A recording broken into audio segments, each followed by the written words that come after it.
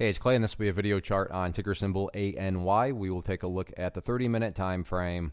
Real quick, what do I mean by 30-minute in case maybe you're new to charts? Instead of each one of these candlesticks here representing 1 day's worth of price action, which is what you would normally see, each one represents 30 minutes. So while this here may look like several days worth of time, it's actually today's price action broken down into 30-minute time slices.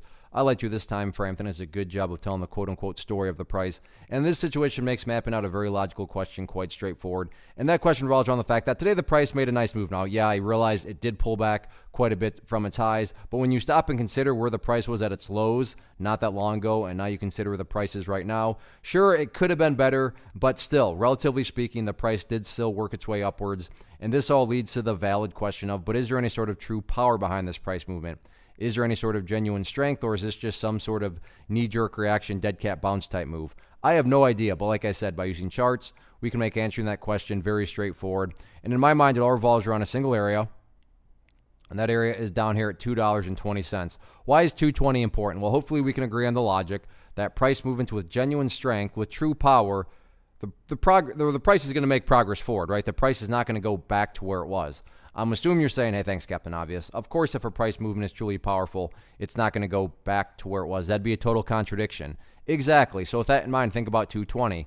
Any sort of closes below there, or worse yet, if the price separates to the downside, what would that be doing to the price? That would literally be putting the price right back inside of that range of the chart that it just broke out from. Again, going back, not a sign of true strength. Whereas let's say the price pulls back here, behaves in that manner, and then starts to work its way back upwards. What would you have in this situation? Well, you'd have a set of lows right here.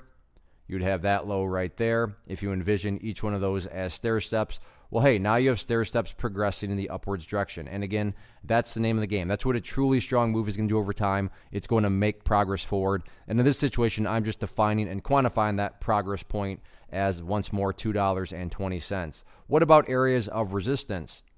As far as where the sellers are currently hanging out at, pretty straightforward right now. That seems to be right up here around $3.10. If you go back through the history of the chart, you can see several occasions the price has been right up around this general area and just hasn't been able to push through it. So that'll be the key resistance to focus on. But as it stands right now, no doubt about it, nice movement today. Now it's just a question of, can the bulls build upon this momentum going forward and start to show signs of progress? We shall see.